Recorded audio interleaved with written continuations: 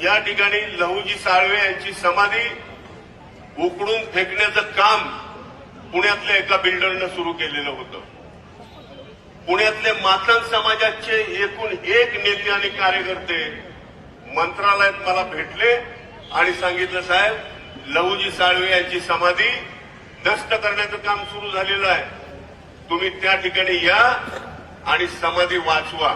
दुसऱ्या दिवशी मी पुण्यात आलो, माझी लाल दिव्याची बत्ती बाजूला ठेवली आणि मातंग समाजाच्या एका कार्यकर्त्याच्या बाईकवर मी त्या समाधीपर्यंत गेलो आणि ती समाधी आम्ही स्वच्छ केली. विश्रामगृहामध्ये आलो.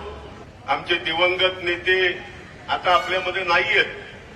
पुण्याचे मोठे नेते होते सुरेश कलमाडी, यांच्याशी मी बोललो आणि त्यांनी सांगितलं, इथला शेट्टी नावाचा कोणतरी बिल्डर आहे आणि समाधीची 5 एकर जागा तो हडप करण्याचा प्रयत्न करतोय.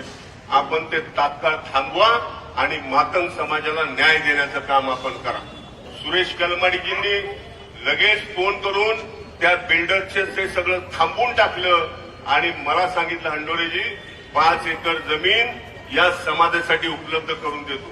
मी त्यांना एवढंही सांगितलं की 5 एकरवर पुणे महानगरपालिकेच्या वतीनं 20 कोटी रुपयाची तरतूद करा आणि त्या ठिकाणी लहुजी साळवे यांच्या नावानं अत्यंत सुंदर अशी समाधी बनवा.